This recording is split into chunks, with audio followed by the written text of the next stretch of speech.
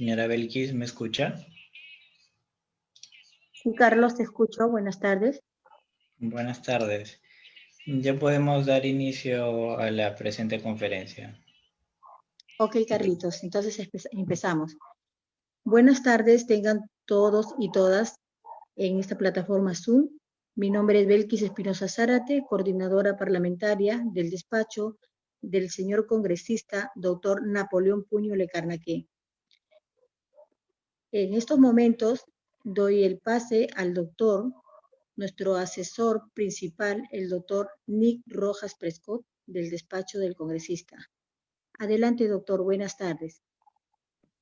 Buenas tardes, señora Belkis. Buenas tardes a todos los invitados, a todos los que se encuentran, ¿no?, en la presente plataforma. También saludar al doctor Ricardo Caldas Fernández, ¿no?, por su colaboración al presente despacho.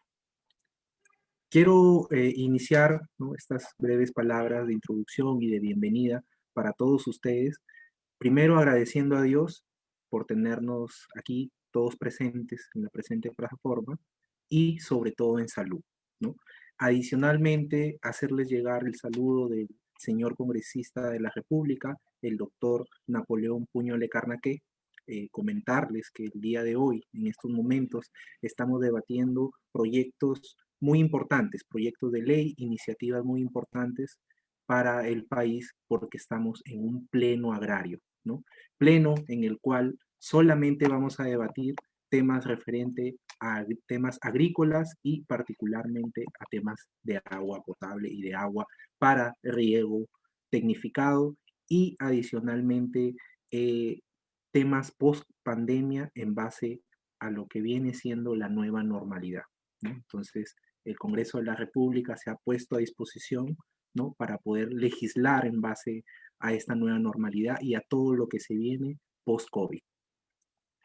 Señalarles, ¿no?, que el día de hoy tenemos una exposición, ¿no?, por parte del doctor Ricardo Caldas Fernández, ¿no?, director de SIH Capacitaciones Integrales.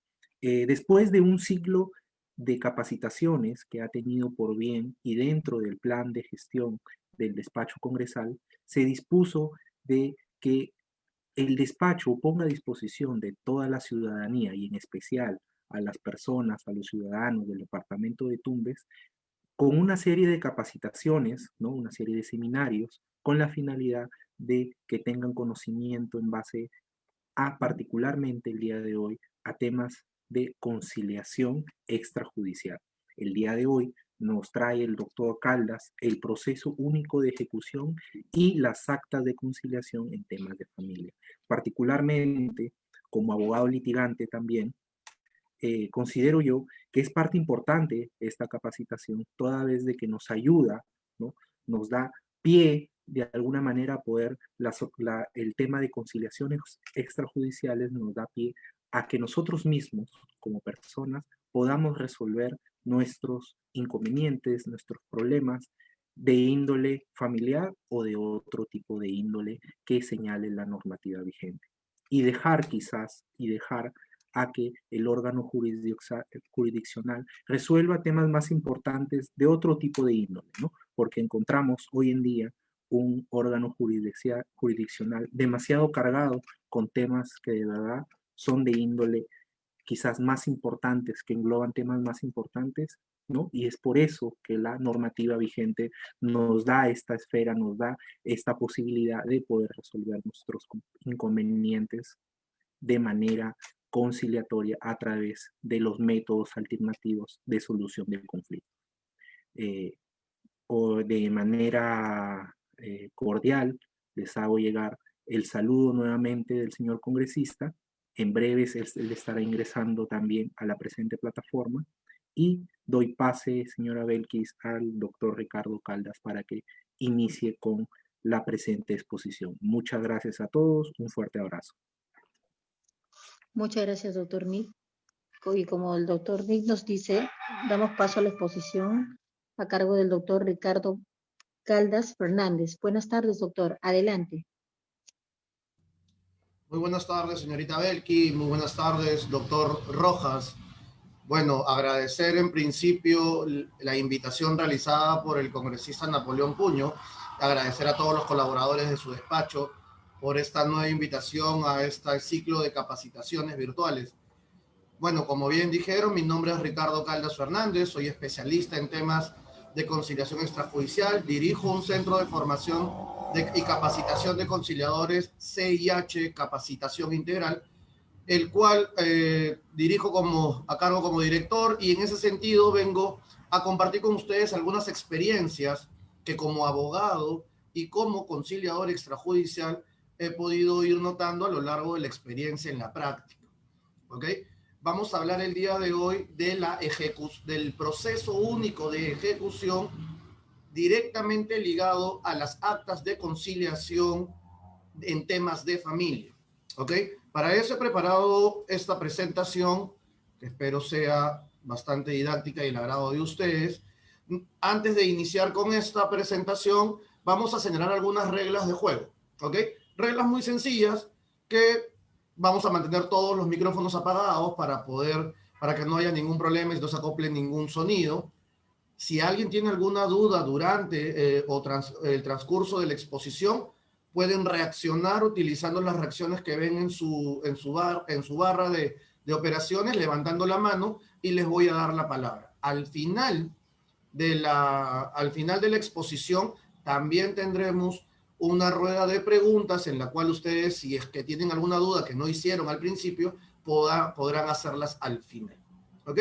La idea es que compartamos un poco experiencias y veamos y situemos cómo se vienen tratando o cómo se ha venido tratando la ejecución de las actas de conciliación en temas de familia, y cómo ahora, ¿ok? Y cómo ahora, post pandemia, si podríamos llamarlo así, se vienen ejecutando. Y si se están ejecutando de verdad o existen limitaciones. Entonces, toda esta situación, que obviamente es sui generis por la situación de emergencia sanitaria que pasamos, vamos a conversar un poco el día de hoy. Listo, habiendo dicho eso, y como me gusta confirmar la información, ¿dudas, preguntas? ¿Me escuchan bien? ¿Se ve bien la presentación? ¿Sí? ¿Todo bien? Ok, los que me ven pueden reaccionar. ¿Sí? Perfecto. Listo, señores. Ok, vamos a dar inicio entonces, empezando con el proceso único de ejecución y las actas de conciliación extrajudicial en temas de familia.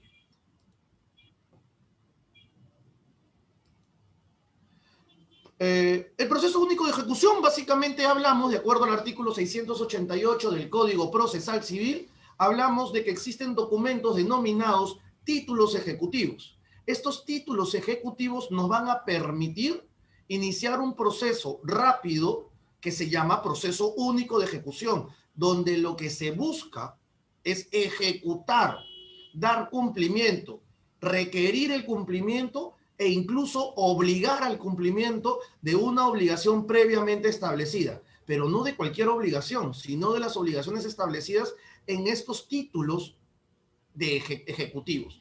De acuerdo al Código Procesal Civil, en el artículo 688, indica que solo se puede promover ejecución en virtud de títulos de naturaleza judicial o extrajudicial. Y entre ellos nos ha señalado, he citado los primeros 4, las resoluciones judiciales firmes, o sea, estamos hablando de sentencias judiciales que tienen la calidad de firmes, sean consentidas o ejecutoriadas, que contengan obligaciones que deben ser cumplidas. Los laudos arbitrales firmes, las actas de conciliación de acuerdo a ley, que es lo que lo que vamos a abordar el día de hoy, y los títulos valores que confieren la acción cambiaria. Hasta aquí, señores. Existen 11 títulos ejecutivos que la ley señala en este numeral, pero para efectos de este compartir académico vamos a hablar únicamente de las actas de conciliación de acuerdo a ley. ¿Pero qué es un título ejecutivo? Un título ejecutivo es un documento que contiene una obligación. ¿Cualquier obligación? No. Una obligación cierta, expresa y exigible, realizada con determinadas formalidades, quiere decir realizado, redactado, con determinados requisitos que le permiten, con el cumplimiento de estos requisitos, le permiten al acreedor, o sea, a la persona que merece que se le cumpla una obligación, frente a este incumplimiento, que pueda promover la ejecución. ¿Qué quiere decir esto? Un título ejecutivo es un documento. Un documento que tiene en sí una obligación cierta, expresa y exigible. Documento que guarda relación con requisitos establecidos en una determinada norma jurídica para que la norma, porque ojo, los títulos ejecutivos, este título o este valor se los otorga la ley. Entonces, la ley establece cuáles son esos requisitos mínimos que debe de tener cada documento para ser considerado título ejecutivo. ¿Ok? Entonces, ¿qué es un título? Siempre es un documento que va a contener siempre una obligación y la obligación tiene que ser cierta, expresa y exigible. Tiene que decir qué se va a hacer, cómo se va a hacer y cuándo se va a hacer. Además, debe guardar cierto cumplimiento de requisitos para efectos de que tenga este valor o este mérito ejecutivo. El incumplimiento o la ausencia de estos requisitos generan que el documento pierda dicho mérito o dicho valor. El acta de conciliación extrajudicial, cualquier acta, ¿es considerado un título ejecutivo? No, señores. Solamente son considerados títulos ejecutivos las actas de conciliación extrajudicial que contienen acuerdos. Y puede ser un acta con acuerdo total o puede ser un acta con acuerdo parcial.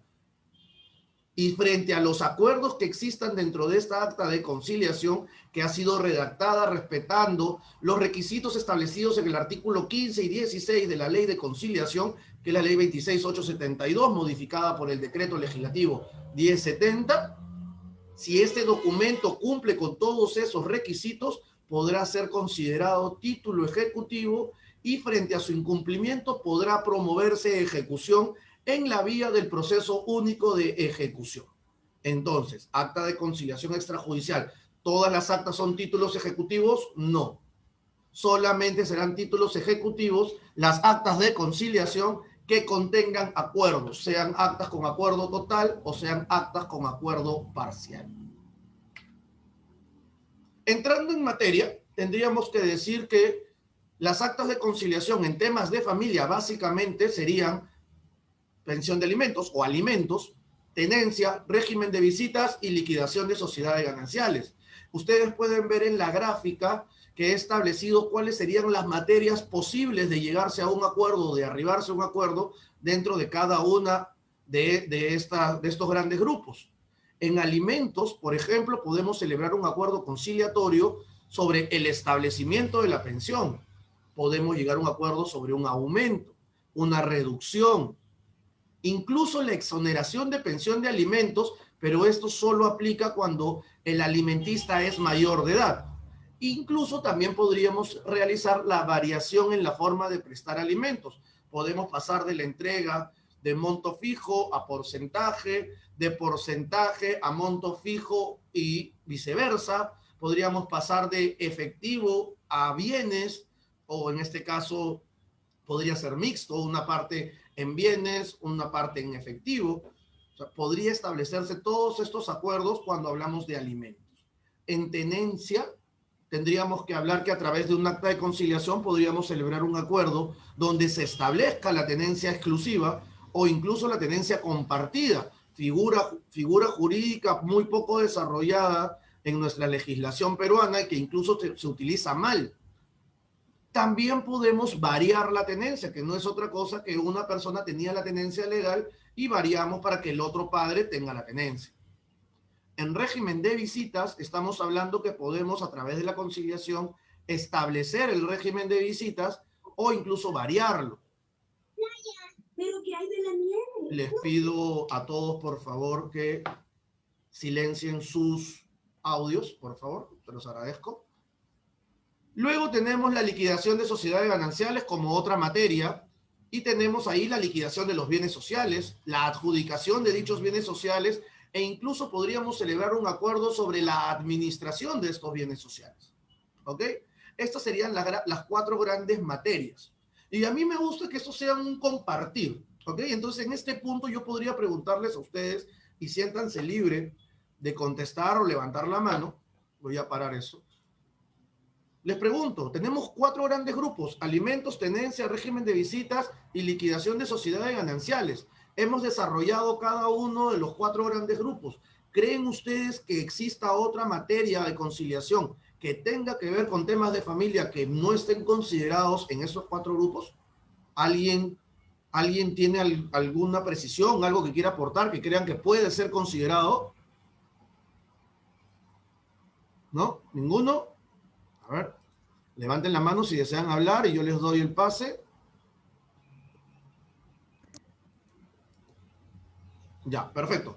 Entiendo que para todos están todas las materias abordadas. Sí, efectivamente, a grandes rasgos están todas las materias abordadas. ¿Ok? Luego tenemos entonces...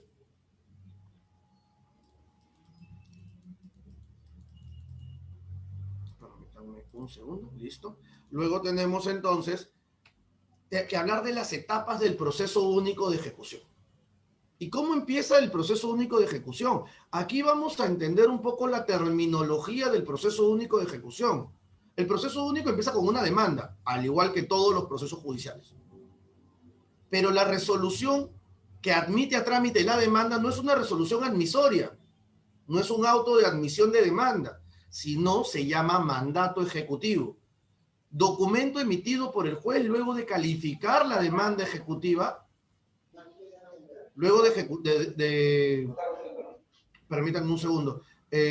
Nick o señora Belki, ¿quién está administrando? Le pido por favor que apaguen los micros porque escucho bastante bulla. Carlos, por favor, tu apoyo Sí, al doctor. aquí figuran los micrófonos apagados. Es posiblemente que se enciendan por unos breves segundos, pero sí estoy observando que están apagados. Ok, perfecto. Entonces continuamos. Listo, entonces les decía, el proceso único de ejecución empieza como todo proceso con una demanda. ¿Ok?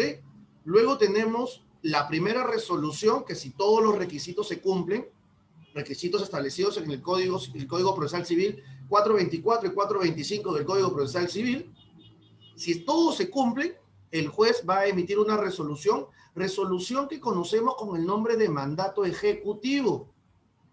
¿Ok?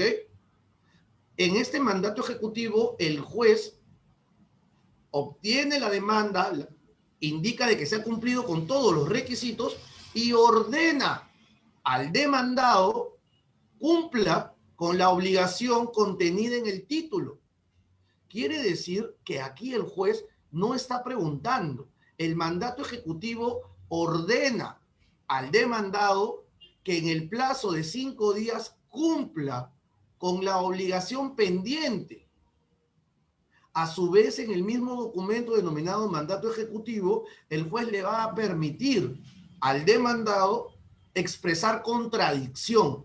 A diferencia de los otros procesos judiciales o a diferencia de las otras vías procedimentales, no existe contestación de demanda, sino existe contradicción.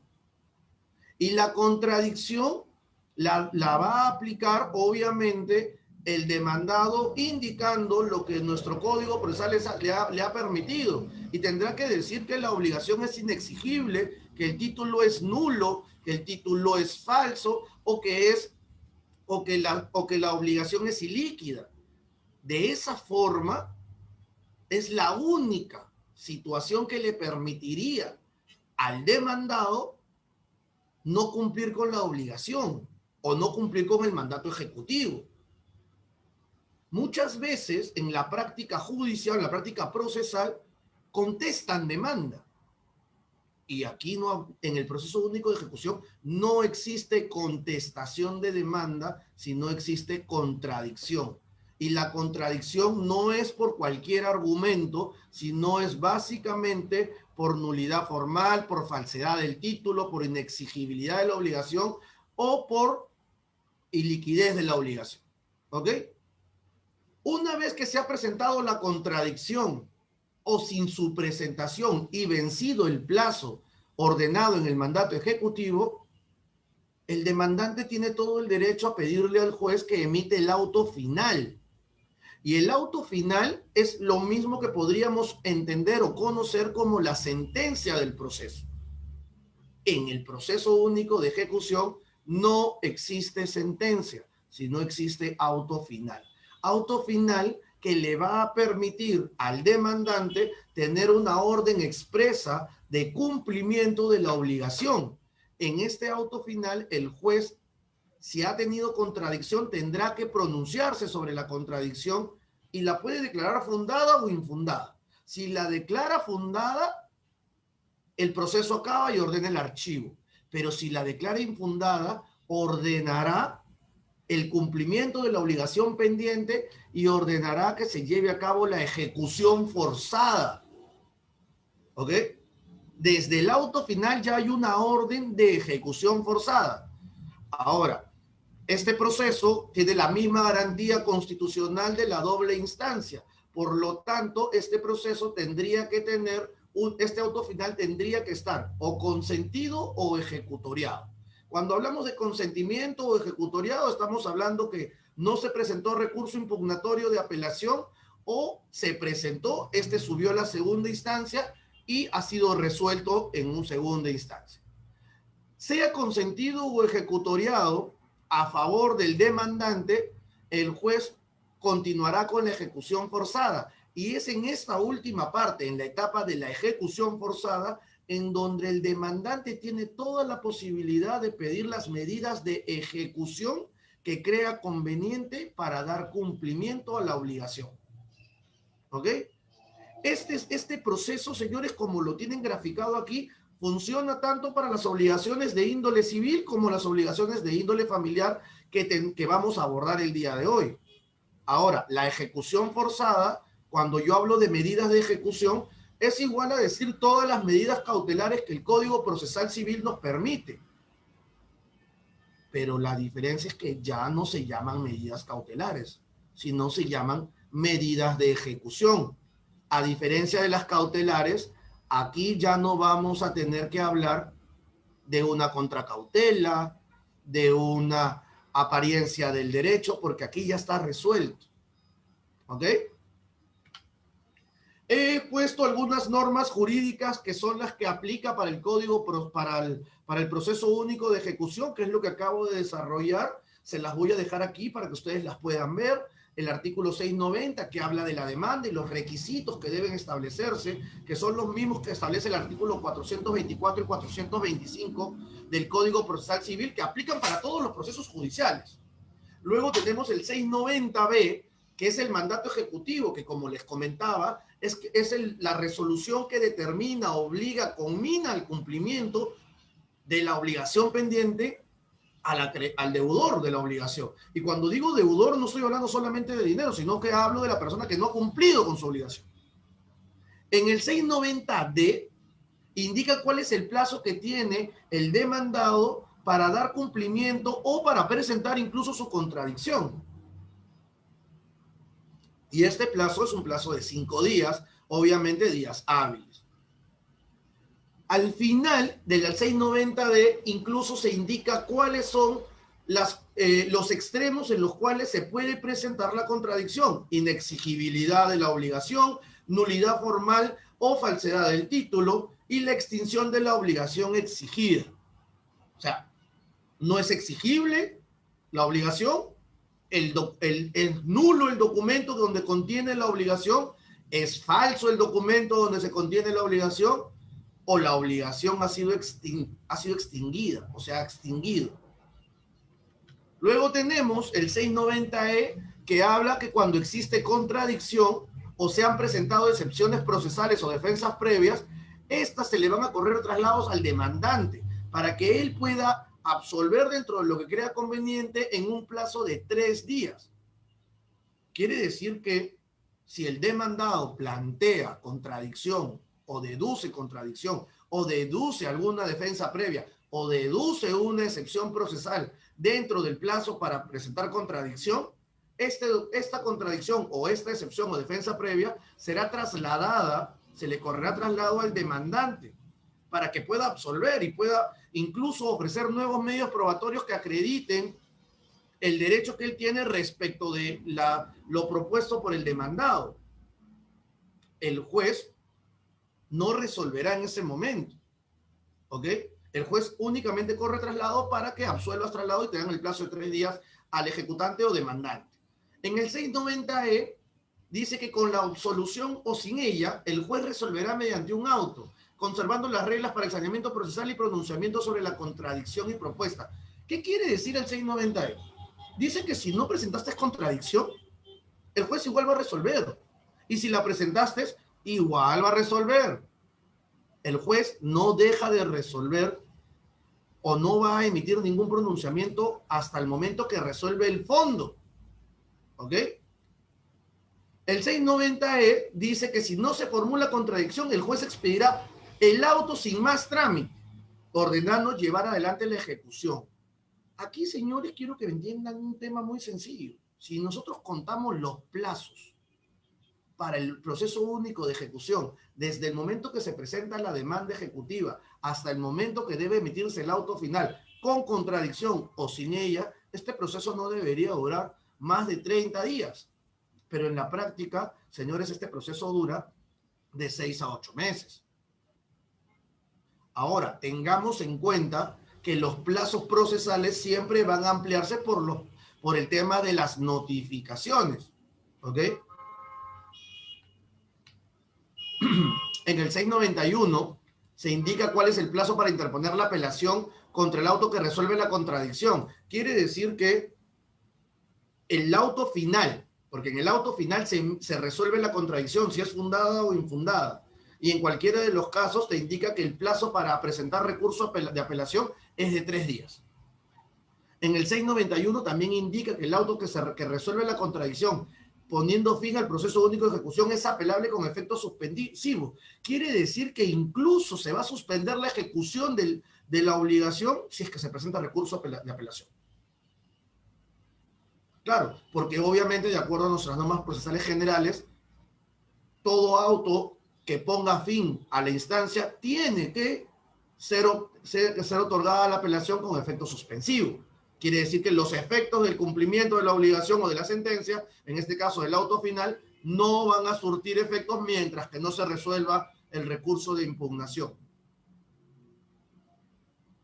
Si la apelación es concedida con efecto suspensivo, tendrá la calidad de diferida, siendo la aplicación el artículo 369 en lo referente a su trámite. Quiere decir que se elevará al superior jerárquico, quien dará la oportunidad de que puedan expresar, obviamente, en la audiencia de vista, los informes orales que correspondan y resolverá el fondo. Hasta aquí, señores, volvemos a hablar de qué juez es competente, ya hablando de temas de familia. ¿Quién es el juez competente para ver, por ejemplo, la ejecución de un acta de conciliación que contiene temas de alimentos? El juez de paz letrado. ¿Por qué es el juez de paz letrado? Porque el juez de paz letrado es quien vería el proceso de alimentos. A diferencia de las otras 3 situaciones que ven en el cuadro, tenencia, régimen de visitas y liquidación de sociedades gananciales que se encuentren contenidos en títulos ejecutivos denominado acta de conciliación, su ejecución estará a cargo del juez especializado en familia. En los lugares donde no haya juez especializado en familia, pues lo verá el juez mixto o el juez civil. Y esto tiene que ver directamente con quién es el juez que debe ver la causa. Respecto del particular, yo tengo una opinión muy puntual. Yo creo que este proceso monitorio, porque debería crearse un proceso monitorio que vea únicamente procesos únicos de ejecución, porque aquí no se va a ver el fondo. Aquí no se va a ver si los alimentos fueron bien dados, si la tenencia fue bien establecida, si el régimen de visitas está correcto. No, acá se va a ver si el título, que es el acta de conciliación, cumple con los requisitos de formalidad establecidos en la ley para ser considerado un título ejecutivo. Y de ser así, este tendrá que ser ordenada su ejecución. Y para eso yo no necesito que el juez sea especializado en familia. Tampoco necesito que sea un juez de paz letrado. Eso tranquilamente se le puede destinar a un determinado juez, que podría ser el juez de paz letrado, para que vea todos los procesos únicos de ejecución. O debería crearse, obviamente, un proceso monitorio a cargo de un determinado juzgado para que vea únicamente procesos de ejecución. Porque imagínense que el juzgado de familia tiene una carga sumamente grande sobre temas de diversas materias y de diversas complejidades.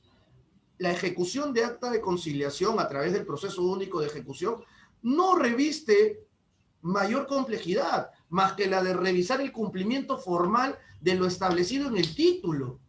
Y si esto está correcto, se tiene que promover la ejecución. Los jueces no pueden pronunciarse sobre el fondo de lo que está establecido en el acta. Quiere decir que no pueden opinar o emitir pronunciamiento sobre si los alimentos están bien establecidos, si es mucho, si es poco, si la tenencia la debió tener la mamá y no el papá o viceversa. Eso no pueden hacer los jueces. ¿Ok? Aquí, señores, el juez se limita a verificar el cumplimiento de los requisitos establecidos para que el documento sea considerado título ejecutivo. Y si es así, debe promoverse ejecución. Y yo creo que se cargan o se sobrecargan los juzgados de familia y los de paz letrado utilizando esto. Debería crearse un juzgado específico que vea únicamente procesos únicos de ejecución. Y esto avanzaría mucho más rápido. Y ya no meteríamos en la misma canasta a todos los procesos que ve un juzgado de familia junto con los procesos de ejecución o con los procesos únicos de ejecución. Las pretensiones ejecutivas en materia de familia, habría que, como les dije, eran alimentos, tenencia y régimen de visitas. He hecho algunas particularidades aquí que nos pueden ayudar a entender de qué hablamos cuando nos referimos a ejecución de acta de conciliación en la vía de proceso único de ejecución. ¿Cuál sería la pretensión en un proceso de alimentos? Se debe solicitar el cumplimiento del pago de la pensión de alimentos establecida en el acta de conciliación extrajudicial. Ojo, se pide la ejecución. No se va a pedir la deuda. ¿Ok? Se pide la ejecución. Ahora, muchas veces se cometen este error de colocar en la pretensión que se solicita el pago de las deudas que el demandado ha incumplido. Me debe 5 pensiones y pido el pago de estas 5 pensiones. No es el momento en la demanda ejecutiva. En la demanda ejecutiva la pretensión es que se dé cumplimiento a la obligación. Quiere decir que si la demanda dice que el demandado pagará, perdón, el acta dice que el obligado al pago va a pagar el 40% de sus ingresos mensuales, lo que le vas a decir al juez en tu pretensión, en tu demanda ejecutiva, señor juez, el demandado no ha cumplido con pagar. En ese sentido, solicito que se ordene el cumplimiento del pago del 40%. Les he puesto una nota aquí donde digo que las pensiones de vengada se solicitan en la ejecución forzada y no como pretensión posterior a la aprobación de la liquidación. ¿Qué quiere decir esto?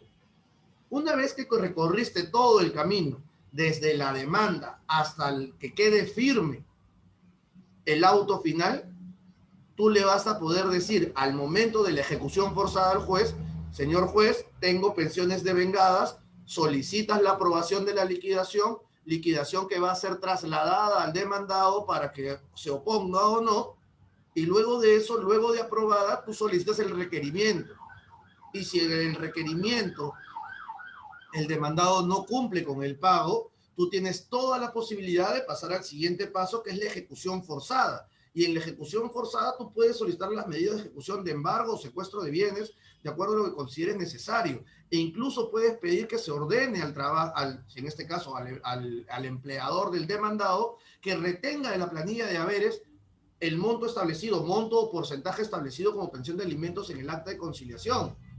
Incluso por el incumplimiento, tú podrías pedir que el demandado sea inscrito en el registro de deudores alimentarios morosos, así como también si el incumplimiento de las pensiones devengadas persiste, puedes pedir que se comunique al Ministerio Público para que se proceda con la denuncia por omisión de asistencia familiar en la vía penal. Lo que he querido hacer con esta gráfica es que entendamos de que cada cosa tiene su momento. Muchas veces los procesos judiciales se entrampan o se dilatan porque se hacen pedidos no correctos en los momentos no correctos. Entonces, en la demanda tú vas a pedir en tu pretensión que se dé cumplimiento al acta. Y al momento que estás en la ejecución forzada, o sea, después de que ha quedado firme el auto final, tú podrás pedir la liquidación de pensiones devengadas, su aprobación, requerimiento y posterior ejecución forzada. ¿Ok? Tengamos claro esta situación porque, como les digo, en la práctica he visto mucho el tema de que piden las pensiones devengadas. Pero hablando del otro lado, en la base jurisdiccional, muchos jueces cuando pides eso te lo rechazan y te dicen pídalo en su oportunidad. Pero hay de aquellos que también te lo admiten y requieren que se cumpla con el pago de esa cantidad de dinero que está solicitando. Entonces, eso, señores, podría generar nulidades posteriores, las cuales ustedes deben evitar. Luego tenemos el régimen de visitas. Y ojo con el subtítulo que dice régimen de visitas contra quien ejerce la tenencia. Quiere decir que yo voy a solicitar la ejecución de un acta de conciliación porque la persona que ejerce la tenencia ha incumplido con el acuerdo. El acuerdo era que me tenía que entregar a mi menor hijo todos los días viernes y no ha cumplido. Entonces mi pretensión va a ser cumplimiento del régimen de visitas. Señor juez, solicito que se ordene a la demandante, perdón, al demandado o demandada, cumpla con el régimen de visitas establecido en el acta de conciliación. Y este régimen de visita podrá ser entregar al menor o permitir la visita, porque recordemos que el régimen de visitas puede ser solo visita, visita con externamiento o visita con pernocte. Entonces, dependiendo el tipo de visita, nosotros vamos a poder solicitar el cumplimiento en el momento de la demanda a través de la pretensión que vamos a solicitar. ¿Y cómo ejecutaría? ¿Cuál sería la ejecución forzada luego de haber caminado durante todo el proceso? Tengo mi auto final donde el juez ordena que se dé cumplimiento al acuerdo. Bajo apercibimiento de iniciar ejecución forzada, yo solicito la ejecución forzada y el juez va a ordenar el cumplimiento bajo apercibimiento. O sea, va a amenazar, porque el apercibimiento es la amenaza judicial en base a este poder jurisdiccional que tiene el juez. El juez te puede apercibir, amenazar, en buena cuenta, de que si tú no cumples con lo que él está ordenando, va a proceder a realizar una acción diferente. ¿Y cuál sería la acción que realizaría el juez? Sería denunciar a esta persona que está incumpliendo con una obligación judicial, denunciarla por el delito de resistencia y o desobediencia a la autoridad, que es el incumplimiento de una orden judicial. El juez le correrá traslado al Ministerio Público para que en su momento realice las acciones pertinentes.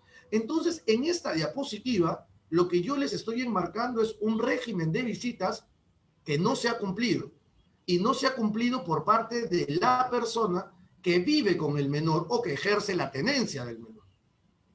Cuando alguien se niega a entregar al menor al otro padre que ejerce el régimen de visitas, yo podré pedirle a un juez que lo ordene el cumplimiento y si no lo cumple, incluso podrá ser denunciado esta persona por desobediencia o de resistencia a la autoridad. Y ojo que este delito te puede llevar preso, te puede llevar a la cárcel. Pero nada más, no hay más situación al respecto. A diferencia de esta siguiente presentación donde dice ejecución de un acta de conciliación de régimen de visitas contra quien no ejerce la tenencia. Y aquí estamos frente a estos padre o madre que tiene un régimen de visitas y no lo cumple. Tiene un acta de conciliación donde dice que va a visitar al menor los días lunes, miércoles y viernes, y no va. ¿Existe la justificación del incumplimiento de la obligación? Legalmente el código no habla de justificaciones sobre este tema. Tenemos una persona que se obligó a visitar a su menor hijo y por cuestiones del destino no pudo ir a verla. Puede entenderse, pero si es una situación sistemática, si es una situación permanente en el tiempo, la cosa cambia. Porque aquí tenemos que tener en cuenta que el derecho de familia tiene siempre como situación primordial el respeto y la defensa a los derechos del menor. Lo que conocemos básicamente como el interés superior del niño, que toda la situación procesal o procedimental esté acorde a respetar y garantizar los derechos del menor. Entonces, en la pretensión aquí sería el cumplimiento del régimen de visitas. Quiere decir que el padre o madre que ejerce la tenencia estaría demandando al otro padre que tiene el régimen de visitas y que no lo está cumpliendo. Pero la pregunta cae de madura al decir, ¿y cómo ejecuto eso? Porque voy a obtener una demanda fundada, perdón, voy a tener un auto final que diga, ordeno que se dé cumplimiento al régimen de visitas y por tanto ordeno que el demandado cumpla con ir a visitar a su hijo. Ya, perfecto. No hubo apelación, quedó consentida. ¿Cómo? ¿De qué forma ejecuto forzadamente este auto final?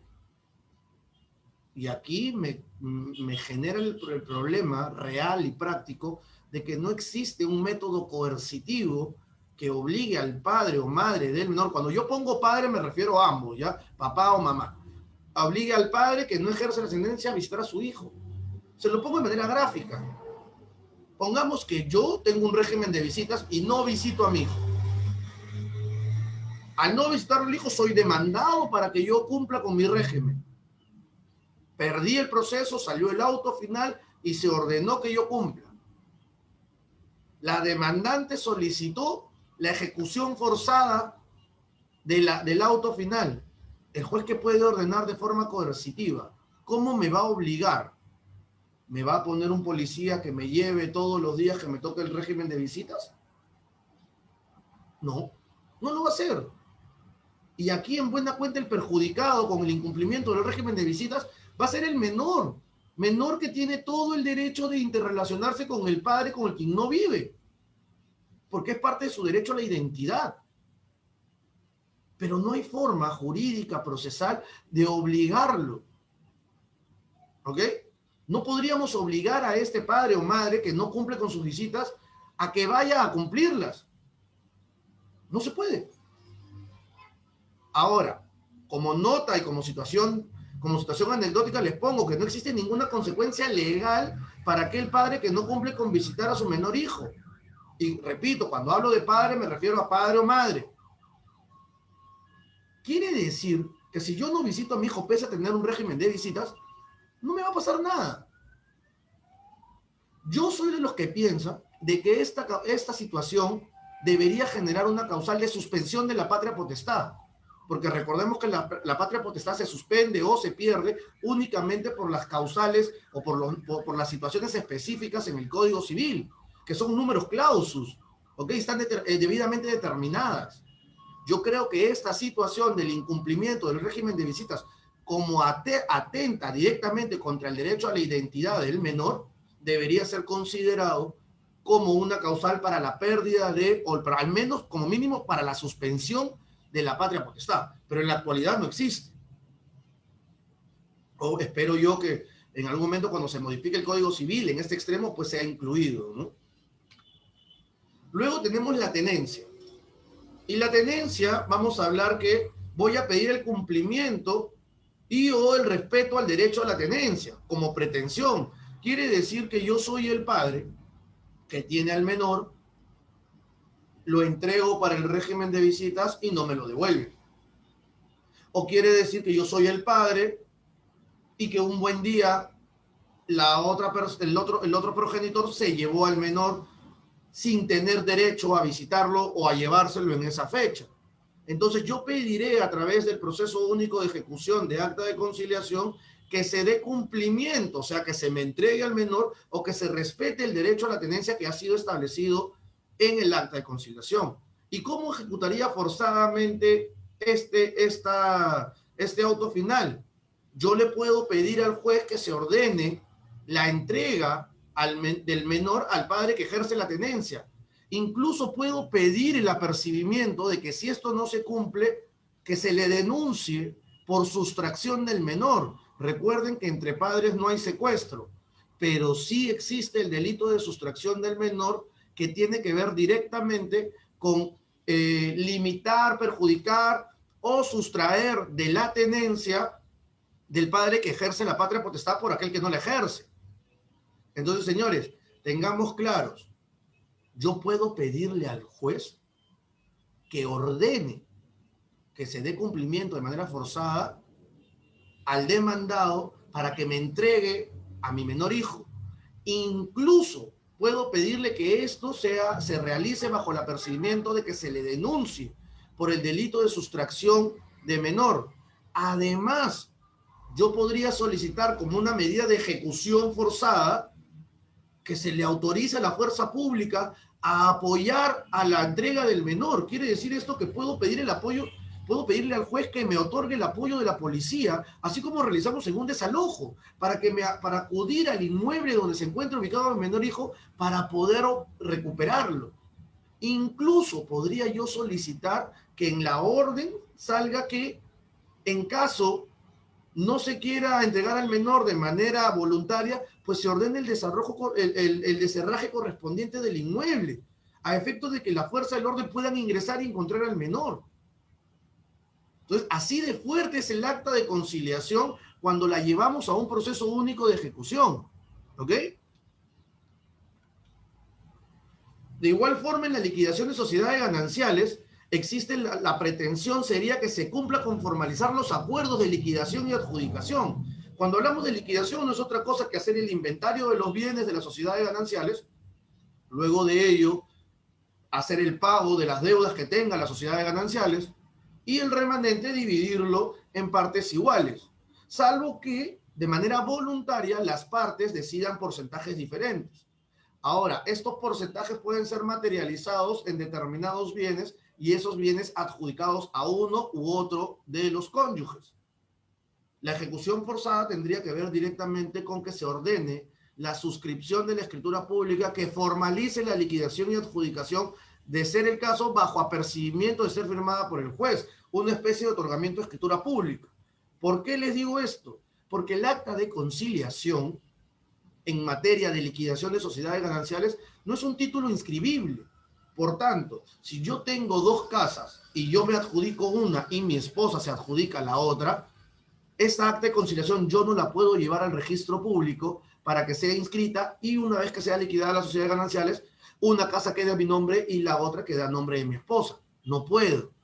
Entonces, necesariamente el acta de conciliación tendrá que establecer una fecha en la cual las partes van a ir o van a acudir a una notaría pública para efectos de formalizar dicha liquidación y adjudicación.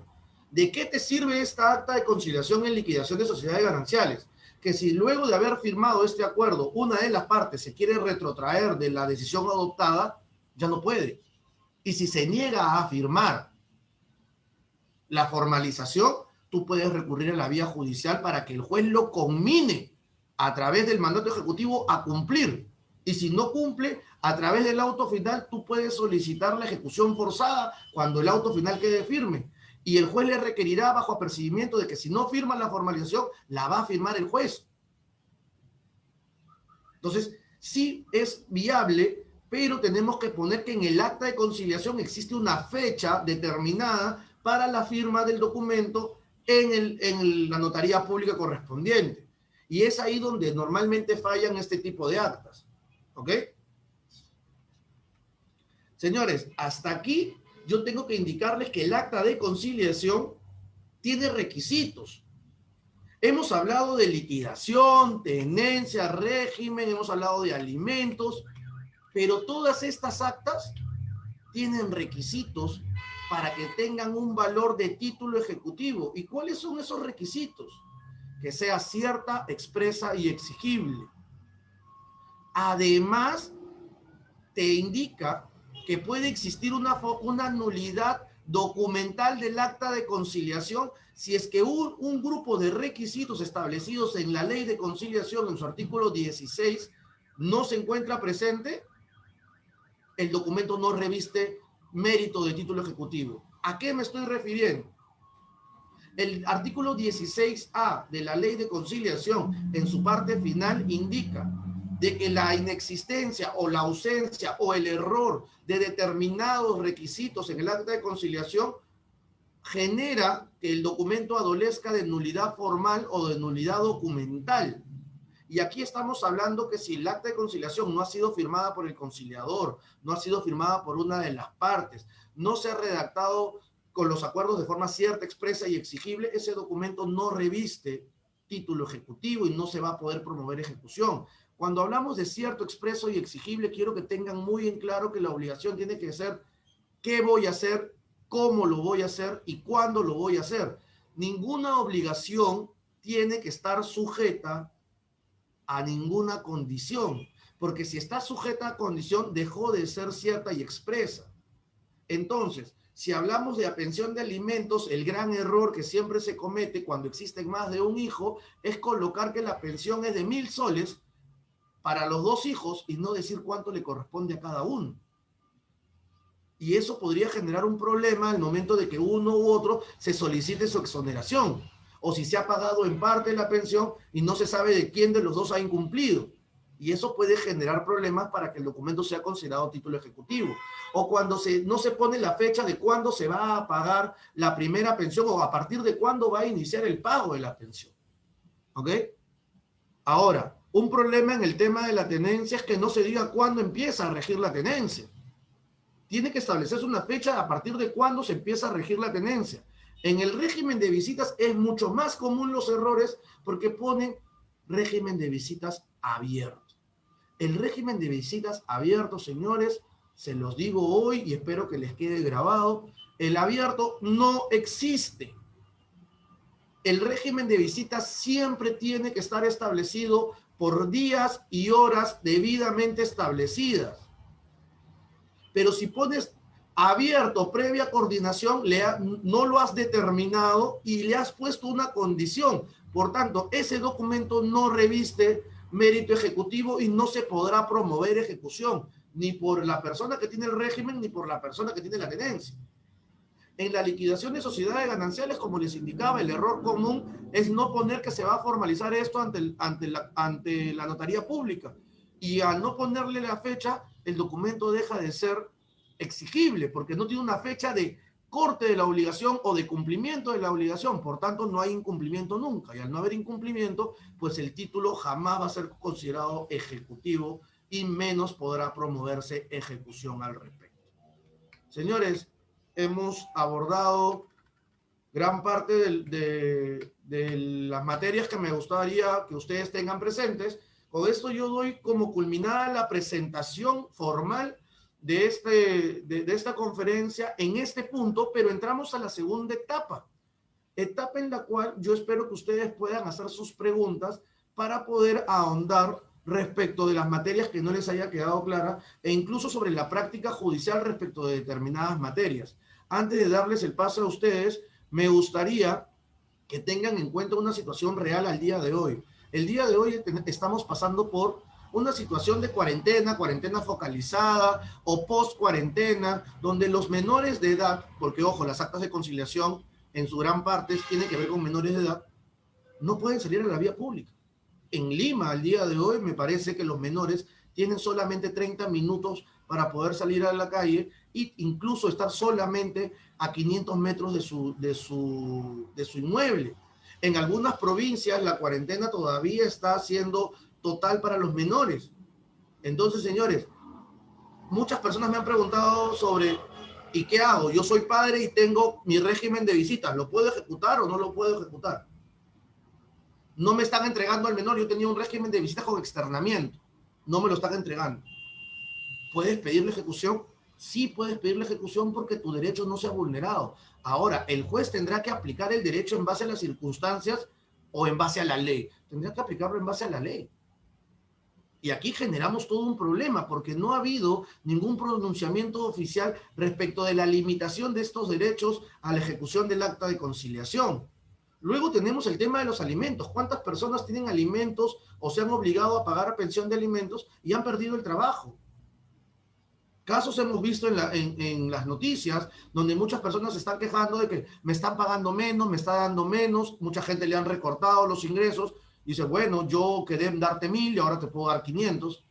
Yo tengo derecho a reducir la pensión de manera unilateral porque únicamente me bajaron el sueldo porque me despidieron.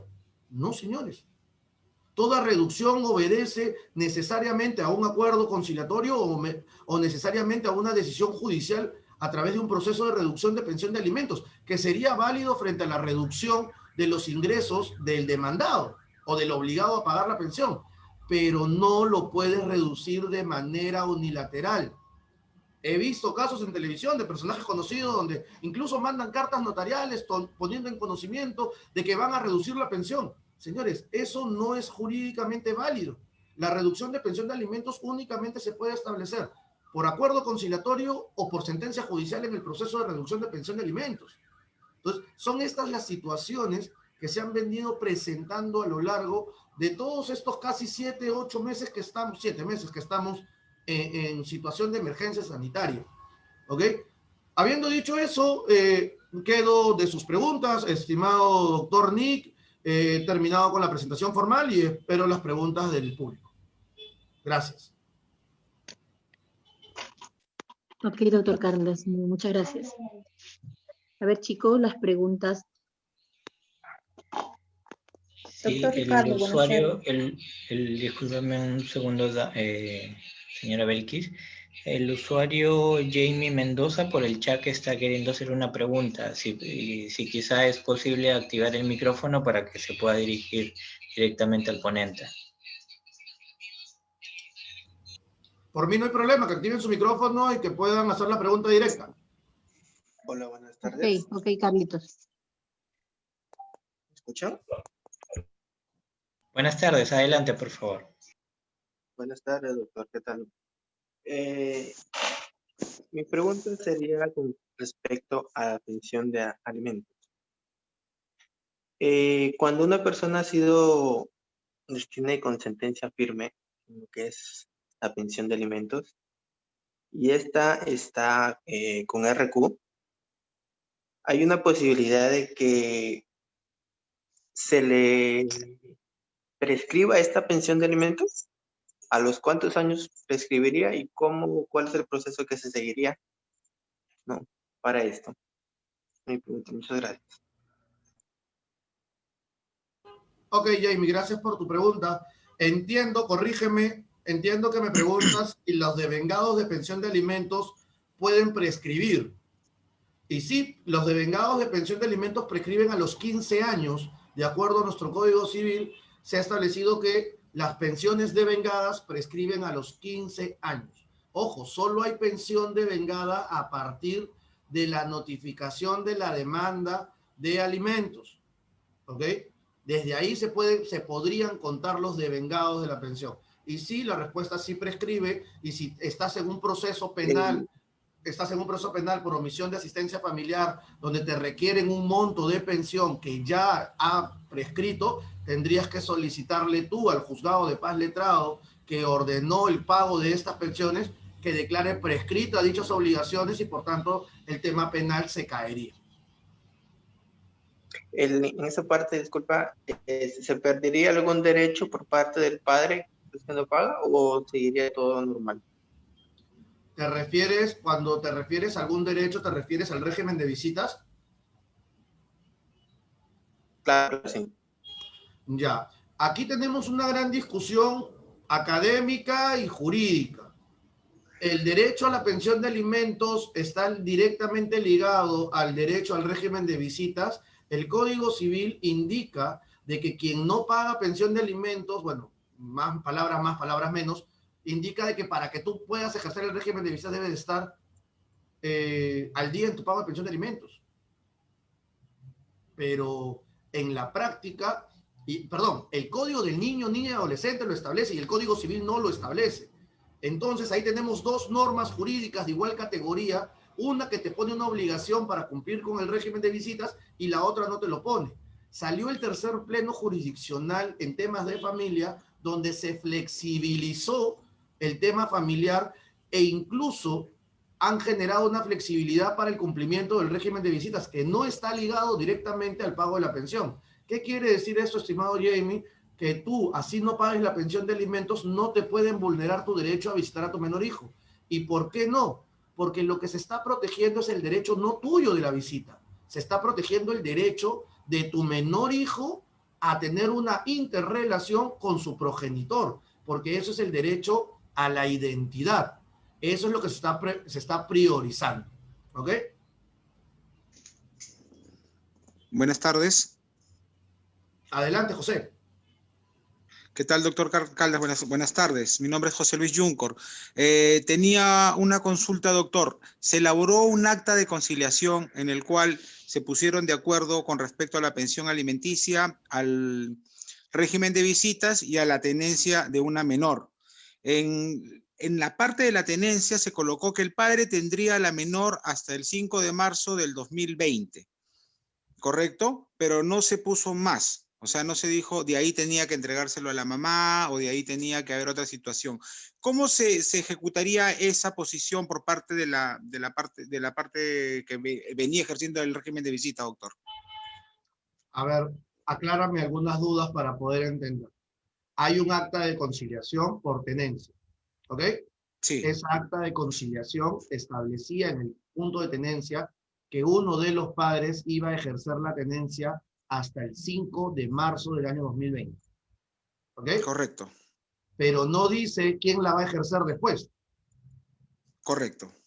Entonces, simplemente, si es hasta el 5 de marzo, la obligación y derecho acaban el 5 de marzo y automáticamente esa tenencia desaparece y ambos recuperan la tenencia de facto. Quiere decir, el acta de conciliación estableció tenencia legal solo hasta el 5 de marzo. ¿Ok? Sí. Después de eso, es como que no existe tenencia legal. Quiere decir que ambos padres, en ejercicio de la patria potestad, tienen la tenencia de su hijo. No la legal, pero tienen la tenencia. Ahora, entonces, el otro padre podrá solicitar que le entreguen al menor. No, no puede, porque él no tiene la tenencia. El padre que se hasta el 5 de marzo, ¿se puede quedar al menor? Se lo puede quedar. Ahora, esa es la realidad o la forma práctica, pero que esa acta está mal hecha, está totalmente mal hecha. Así es. Gracias, doctor, por resolverme esa duda. De nada. ¿Alguien más tiene alguna pregunta? Doctor. Sí, te escucho. Buenas tardes. Mi nombre es Randy Jeffrey Jaramillo. Doctor, quiero hacerle una consulta. Un padre paga puntualmente la pensión de tus hijos, de menores hijos, cuando la madre no tiene, un ejemplo, padre cumple mensual, a veces la madre se olvida que el padre lo pasa, los alimentos a los hijos, ¿no? Hay un caso que yo he visto que los jueces meten presos a los padres sin tener pruebas, porque a veces los padres pasan mensual, a veces no, porque yo he visto un caso de un primo que mi primo pasaba mensualmente de sus hijos y le metieron preso. Esa es mi pregunta. A ver, Randy, si te entendí, me dices que una persona que venía pagando la pensión de alimentos mensual se le desconoció estos pagos y se le procesó como omisión de asistencia familiar. Pero hay que tener en claro que para llegar a la omisión de asistencia familiar tienes que pasar por una aprobación de liquidación en juzgado de paz letrado, un requerimiento de pago y luego eso tendrían que llegar recién a penal. Tenemos que recordar que nuestro ordenamiento jurídico civil indica que toda persona que señala haber realizado el pago tiene la obligación de mostrar el comprobante de pago. Quien tiene la obligación de pagar y dice haber pagado tiene que probarlo. Si no lo puede probar, se entiende que el pago no se realizó. El acreedor, en este caso la mamá de este menor, tuvo que haber dicho que el padre no le había pagado y el padre o no tuvo conocimiento del proceso o cuando lo tuvo no pudo probar que sí había pagado. Por eso es importante que el pago de la pensión de alimentos siempre se establezca de forma bancarizada, porque al existir alguna duda se le puede solicitar al banco emitir el informe de los pagos realizados y con eso nos evitamos tantas injusticias. Porque los vouchers de pago se borran. Si por la recomendación hoy en día es tomarle una foto al voucher, porque por el tipo de papel se va a borrar el contenido, o sácale una copia, para poder obviamente guardar todos tus documentos que acrediten haber realizado tus pagos. Ahora, muchas veces las personas por la confianza o por el exceso de confianza dan el dinero a la mano en vez de hacerlo en el banco como corresponde. Entonces no tienen prueba de haber pagado. Y eso funciona mientras que estamos todos bien, sin conflicto, pero cuando hay conflicto suele pasar que desconocen los pagos y tú no tienes cómo probarlo. Entonces tengan siempre cuidado con eso y recomienden que si van a pagar siempre sea bancarizado para evitar lo que nos comentaba Randy, de que una persona que había pagado fue incluso procesada por omisión de asistencia familiar. Sí, porque él ha presentado documentos y le metió preso. Injusto. Claro, el tema es este. Para ya llegar al tema de omisión de asistencia familiar, él no se defendió en la vía civil, en el tema del juzgado de paz letrado. Él debió presentar en el juzgado de paz letrado todos sus recibos y no los presentó. Él ha presentado. ¿Y por qué no los consideraron? Porque la madre lo que dice que no le ha pasado. La madre niega que no le ha pasado. Pero en este caso la madre puede decir muchas cosas, pero las pruebas hablan por sí solas. La madre puede decir, no me pasaron julio, agosto, septiembre de 2019, y si el padre tiene los recibos, lo que diga la madre no tiene ningún valor frente a la prueba objetiva. Pero si no la tienes la prueba, obviamente el juez no te va a dar la razón. Por eso que le dio la razón a la madre, no le dio al padre. Claro, porque él sí le ha presentado, con juez. A veces los jueces, no le quiero discutir con los jueces, a veces hay jueces correctos y hay jueces corruptos. Y eso por eso él ha tocado un juez corrupto, no lo ha hecho a favor a él no. Randy, recordemos que nuestro sistema judicial está protegido por el derecho a la doble instancia. Y lo que tú dices, sin necesidad de comentarlo, puede ser cierto o no, pero si una persona, un juez, no actúa con la probidad que debe de actuar, tú tienes todo el derecho de apelar esa decisión para que se vea en una segunda instancia. Porque no acaba en su sola decisión de un juez. Yo creo que lo que tú me comentas, que o tu primo no ha tenido un abogado o su defensa no ha sido lo suficientemente eficiente. Entonces, ahí es donde tenemos que siempre caer. Muchas veces no consideran nuestros documentos porque se presentan de forma extemporánea o porque no corresponden al periodo o porque no se ven. Entonces, hay que tener mucho cuidado cuando ejercemos nuestra defensa en un proceso, porque puede pasar lo que le ha pasado a tu primo, que puede terminar en un proceso penal, más allá que pueda terminar preso o no. ¿Ok? Él tiene sus hijos, tiene encargo él. Y todavía hay sus hijos a cargo. Miren, imagínense.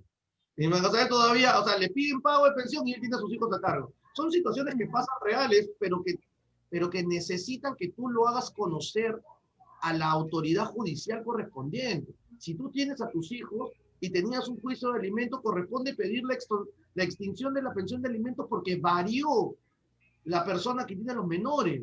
Pero si no haces nada, te expones a que las personas actúen incorrectamente y te demanden por una pensión de alimentos cuando tú no tienes a los hijos. ¿Se dan cuenta? Listo, Randy, espero haber contestado tu pregunta. ¿Alguien tiene alguna otra pregunta? Doctor, hay una pregunta sí, doctor, que realiza. Sí, hay un segundo, por favor. ¿Puedo revisar la pregunta, por favor? Sí, adelante, por favor. Muchas gracias. Es un problema práctico, ¿no? ¿Qué pasa si los padres acuerdan vía proceso de conciliación que uno de los padres iba a dar el 30% de su remuneración, ¿no? Porque trabaja en una empresa. Pero desde que la fecha desde que se hizo la conciliación, nunca, ¿no? Por ejemplo, nunca mandó ese dinero para sus hijos. Ahora, ¿qué pasa? Ahí tendría que ejecutarlo, ¿no? Tendría que hacer un proceso único de ejecución. Pero ¿qué pasa si este señor a la hora de interponer esa demanda ya no trabaja ahí? Entonces, dentro de ese proceso único de ejecución, ¿podría el juez, no sé si de oficio de parte, podría variarlo para que se pueda ejecutar? A ver, el juez nunca va a variar nada de oficio, punto uno. Todo se lo tienes que pedir, todo es a pedido de parte. ¿Ok? Ahora, la situación que tú me planteas, Jorge, es la siguiente. ¿Qué pasa si tengo una pensión de alimentos que debía pagarse en porcentaje? ¿Ok? Tenía que pagarse en porcentaje y esta persona no ha pagado y ya no trabaja en esa empresa. Lo que te corresponde inicialmente es pedir la ejecución del acta de conciliación. Como ya no la vas a poder ejecutar en esa empresa, tendrás que solicitar tú en un proceso ya no único de ejecución, sino en un proceso de variación de pensión de alimentos, en la variación en la forma de prestarlo, que pase de monto fijo a porcentaje. Pero, de porcentaje a monto fijo. Pero si esta persona está trabajando en otra empresa, tú no necesitas hacer ninguna variación. Directamente, tú pides al juez que ese porcentaje establecido en el acta de conciliación se le descuente de su nuevo trabajo. Por eso que la recomendación sería que en las actas de conciliación no establezcan el nombre de la empresa para la cual labora, sino que coloquen ustedes que el obligado a pagar se obliga a pagar la suma, el porcentaje, el 30% de sus ingresos que percibe de forma mensual y adelantada. No necesitan poner el nombre de la empresa para evitar esta situación de que se cambia de una a otra empresa. Ahora, los devengados que se generen de ese porcentaje que no se pagó, se tendrá que calcular en base al sueldo que él ganaba en ese momento. Y para eso le podemos pedir al juez que oficie a ese empleador, o sea, al ex empleador, para que dé un informe de cuáles eran los ingresos que percibía el obligado durante todos esos meses para poder calcular la deuda o los devengados de pensión de alimentos. O sea, sí es posible. Sí, doctor, pero la duda era por el tema de flexibilidad, ¿no? de las normas. ¿Para qué ya hacer un nuevo proceso para variar los alimentos, ¿no? Como por ejemplo, de que ya no trabaje en una empresa sino sea independiente. Entonces, ¿por qué no darle la potestad al juez que en ese proceso de ejecución pueda variar, ¿no? los alimentos? Un poco para flexibilizar eso por el tiempo, ¿no? Te lo pongo de esta forma, Jorge. El proceso único de ejecución tiene por finalidad dar cumplimiento a una orden ya establecida o a un convenio ya establecido. No le permite al juez tener esa libertad de modificar, porque si no el juez incurriría en lo que conocemos procesalmente como extrapetita, darte algo que tú no has pedido. Y eso genera una sanción al juez porque estaría incurriendo en prevaricato. Él no puede pronunciarse sobre algo que no le han solicitado. El proceso único de ejecución, al ser un proceso corto y directo, tiene por finalidad ejecutar algo que está claramente establecido. Por eso que las obligaciones tienen que ser ciertas, expresas y exigibles. Recuerda lo que dije a lo largo de la conferencia. El juez no tiene autoridad de pronunciarse sobre el fondo del título. Él no puede hablar sobre si la obligación está bien, está mal, si es mucho, si es poco. Él no puede pronunciarse al respecto. Él solamente deberá verificar el cumplimiento de las formalidades. Para eso, para variarlo, existen otros tipos de procesos. Procesos que en este caso te irás al juez de paz letrado a pedirle variación en la forma de prestar alimentos y el juez te abrirá un proceso a través del proceso único, ya no único de ejecución, sino un proceso único en el cual hay otros medios probatorios, en el cual hay una audiencia. En este proceso único de ejecución no hay audiencia. O sea, podría existir pero de forma excepcional, pero básicamente no hay audiencia. ¿Por qué? Porque se entiende que la obligación está cierta y clara. No hay ninguna duda respecto de ello. Por eso no puede tener el juez esa flexibilidad a la que tú haces mención, Jorge. Muchas gracias, doctor. Doctor, ¿me permite una buenas pregunta? tardes.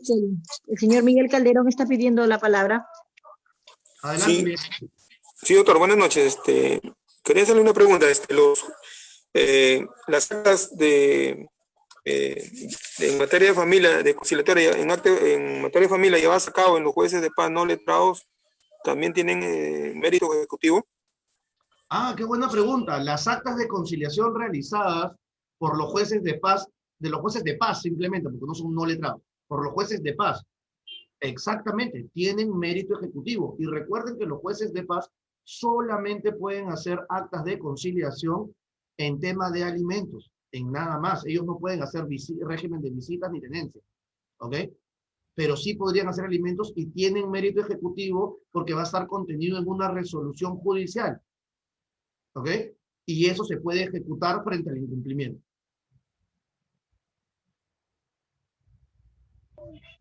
Ok, doctor. La señorita Carla Cecilia quiere también hacerle una pregunta.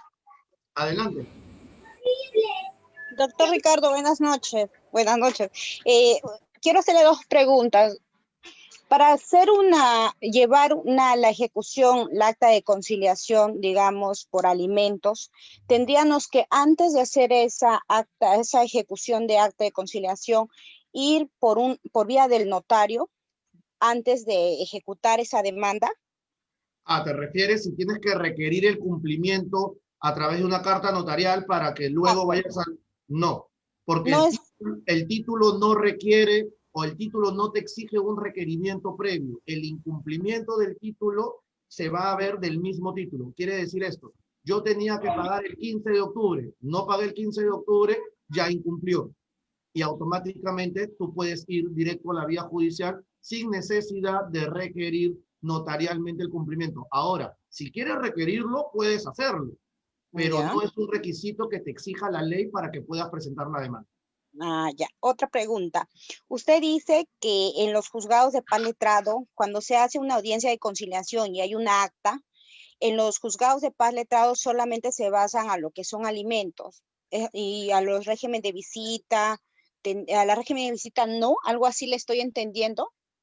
A ver, los jueces de paz letrados, de acuerdo a su nivel dentro de la escala jurisdiccional, ellos solamente pueden ver pensión de alimentos. Los jueces de paz letrados, ojo, ellos solo pueden ver pensión de alimentos.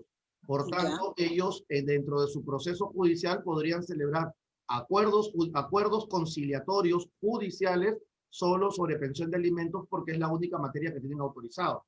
A diferencia de los juzgados de familia. Los juzgados de familia pueden celebrar acuerdos sobre tenencia, régimen de visitas y también sobre alimentos. Pero el de paz letrado solo alimentos. Y el de paz, y solo el de paz, que está por debajo del de paz letrado, solo puede ver pensión también. Ya, doctor, una consulta. Si, bueno, yo realicé un acta de conciliación y se pusieron de acuerdo en el régimen de visita, las horas establecidas que tenía que revisar visitar al niño, la pensión y cuánto iba a ser el porcentaje, todo de acuerdo en ese momento. Eso fue en enero de este año, pero ahora el papá del niño no respeta los horarios, porque sí se estableció en el acta, ¿no? Como es un menor de 3 años y ahora, como usted dice, por la pandemia, el niño no puede estar saliendo y no lo pueden estar sacando ni llevárselo a su casa de él, ¿no? Entonces el niño se queda en la casa de la mamá, pero la visita es desde las 3 de la tarde hasta las 6 desde las 3 hasta las 6, pero el señor llega a veces a las 7, 8 de la noche cuando el niño ya pues está por descansar o ya no lo puede ver. Entonces no está siguiendo al acta de conciliación conforme al acuerdo, a la audiencia que tuvieron. Entonces, la señora tiene miedo de que como le ha llamado y le ha dicho, pues no estás llegando muy tarde, tienes que llegar a la hora así como hemos quedado, hay un acuerdo, pero el hombre pues ya no le contesta el teléfono ni nada, ¿no? Ya no llega a visitarlo al niño. Entonces ella tiene miedo de que pueda ir, que lleve a otro extremo esta persona porque no es una persona muy confiable.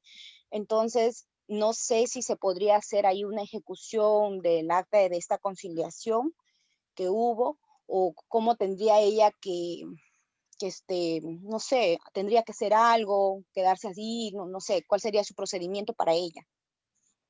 A ver si te entendí, Carla.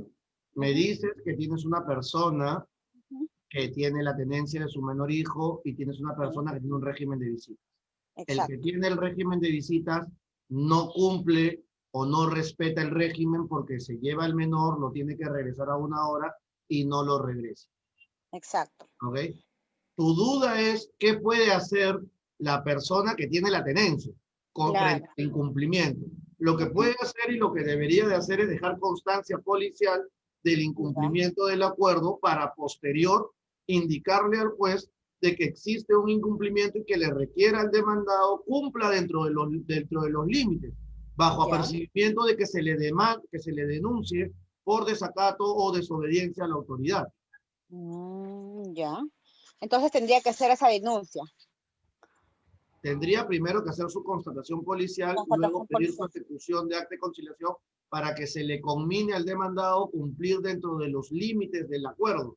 Y frente a que esta persona continúe con el incumplimiento, si continúa, se le aperciba con denunciarlo ante la vía penal. Obviamente el juez le corre traslado al Ministerio Público para que sea el Ministerio Público quien lo denuncie. Ya, doctor. Listo. Gracias. De nada. ¿Alguien tiene alguna otra pregunta? Sí, doctor, hay una pregunta que han escrito la señorita Sara Santos a través de Facebook.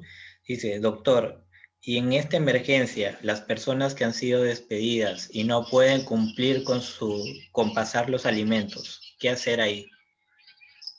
A ver, las personas que han sido despedidas y no pueden pasar la pensión de alimentos. Me gustaría saber de qué extremo estamos hablando, del que tiene derecho a la pensión o del que el que no puede pagar. Si estamos hablando, ¿qué puedo hacer yo, padre, que tengo al menor y que mi contraparte no paga la pensión? Yo puedo pedir una ejecución de acta de conciliación para que se le obligue a pagar y solicitar el pago de los devengados. Y por el otro lado, yo soy el que perdí el trabajo y por eso no estoy pagando la pensión de alimentos, me corresponde pedir una reducción de la pensión de alimentos o en todo caso, incluso podría pedirle al juez una exoneración de la pensión de alimentos porque cumplir con ella pondría en riesgo mi propia subsistencia. Entonces, dependiendo cuál de los dos lados sea quien necesite la asesoría, podrías plantearle a uno pedirle ejecución o podrías plantearle al otro que pueda pedir su reducción de pensión de alimentos.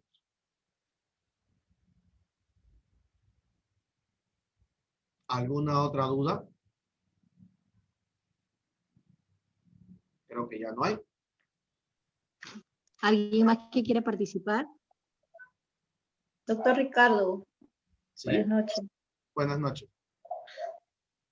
Doctor Ricardo, una consulta. Usted, en el tema del régimen de visitas contra quien no ejerce la tenencia, usted dijo algo, si bien no existe el método correctivo que se obligue, ¿no?, a esta persona que vaya a visitar, digamos, usted refiere que si se pide, o sea, se puede hacer eso, ¿no? Se podría, si se pide que se le retire la patria potestad. Si existiría eso, doctor, ¿usted cree que no perjudicaría al menor? Me refiero a la pensión de alimentos. O también se podría, no sé, castigarlo, decirlo así de otra manera, decirlo con un proceso penal, no sé, usted. Natalie, entiendo tu duda y veo que te pones en el lado de que si le retiramos o le suspendemos la patria potestad, también perjudicaríamos al menor porque perdería la pensión de alimentos, pero eso no es así. Aquella persona que tenga suspendida la patria potestad o incluso aquella persona a la que se le quite la patria potestad, porque la podemos suspender como que retirársela, aún suspendiéndolo o retirándole la patria potestad, aún mantiene la obligación del pago de pensión de alimentos. Ok, doctor. Gracias. Listo. Creo que ya no hay más preguntas. Señorita Belki, señor Rojas, doctor Rojas. Sí, doctor, creo que ya terminó la participación. A ver, un momentito, creo que va a ingresar el congresista para que dé las palabras de clausura. Listo. Yo antes de eso, bueno, agradecerles a todos por su participación, agradecerle por la atención brindada durante esta casi hora y media de compartir académico. En la última diapositiva que les voy a hacer llegar a través del despacho del congresista Napoleón Puño, les voy a hacer llegar la diapositiva, están los números de contacto, las puertas de mi estudio, Caldas Fernández Abogados está abierta, el Centro de Conciliación Alianza de Paz, para que ustedes puedan, si en algún momento tienen alguna duda académica, yo encantado de poder apoyarlos, ¿no? Mi labor como director de CIH Capacitación Integral siempre es estar a la vanguardia del tema académico, repito. Yo agradezco la invitación una vez más del doctor Napoleón Puño, de su equipo, marcando siempre la situación que apoyamos de manera académica, no solamente al doctor, sino a muchas personas que requieren el apoyo de CIH Capacitación Integral.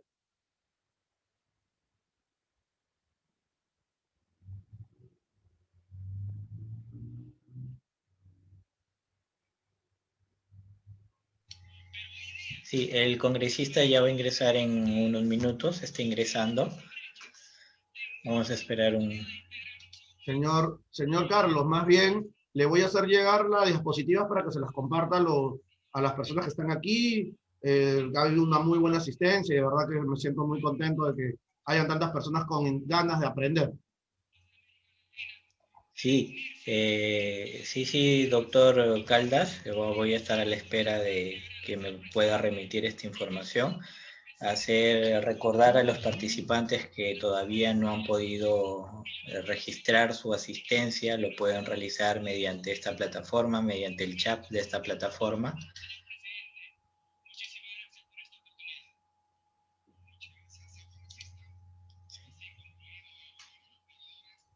Carlitos, ¿ingresará el congresista? Y está por ingresar en un par de minutos.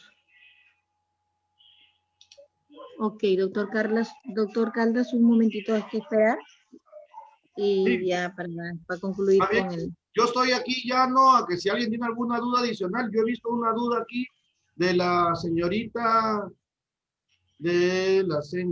permítanme, de la señorita Yulisa Espíritu, que ha sido incluso mi alumna, yo la conozco, qué gusto ver que está aquí.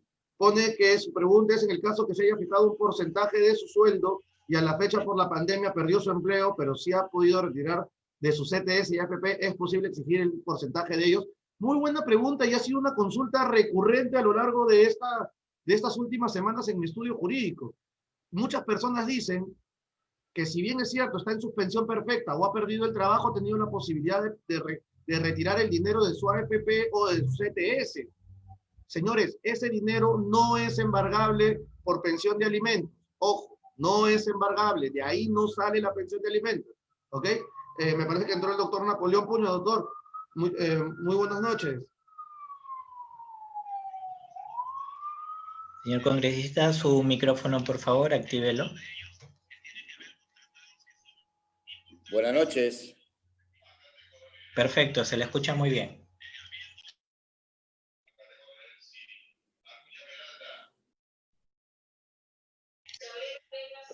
Congresista, hemos entrado a la etapa final de la conferencia a cargo del doctor Ricardo Caldas. En estos momentos se le va a dar pase a usted para que pueda dar la clausura.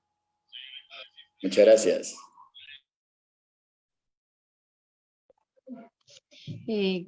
Compañeros, participantes, en estos momentos tenemos las palabras de clausura del doctor Napoleón Puño Lecarnaque, congresista de la República por Tumbes.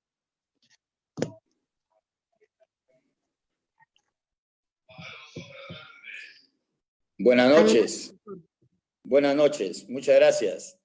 En primer lugar, quiero agradecer una vez más al doctor Ricardo Caldas por habernos acompañado en esta disertación de esta importante conferencia referida pues a los temas familiares. Yo tengo entendido de que todos los participantes, si bien es cierto, a veces muchos de nosotros desconocemos deberes y derechos que tenemos dentro de la familia, pero hoy creo con estas horas de capacitación hayamos pues mejorado o bien incrementado nuestro conocimiento sobre esta problemática. Yo sé que esta problemática es muy fuerte, a veces mucho más en ciertos hogares y en otros algunos menos, pero siempre tenemos problemas en el hogar que solucionar. Felicito al doctor Ricardo Caldas, le agradezco una vez más por darnos esta oportunidad de escuchar pues sus sabias experiencias y conocimiento con respecto a estos importantes temas. Felicito también a todos los participantes, esperando que las horas que ustedes han estado con nosotros en esta capacitación les sirva, como vuelvo a repetir, haber descubierto a lo mejor nuevas oportunidades para poder hacer frente a la problemática que a veces pasamos o haber incrementado su conocimiento. De mi parte, muchas gracias y con estas palabras doy por concluido esta importante conferencia y clausurada al mismo tiempo. Felicitaciones a todos y los esperamos en un nuevo curso. Muchísimas gracias. Muchas gracias, doctor. Gracias por su presencia y gracias por sus palabras. Carlos, una foto con todos y con el congresista, por favor, si fueras tan amable. Belkis, mis saludos. Sí. Hola, Por Juan. favor, ¿qué tal? por favor, pueden activar sus cámaras para realizar la presente captura de pantalla. Todas aquellas personas, por favor, en su gran mayoría pueden activar las cámaras.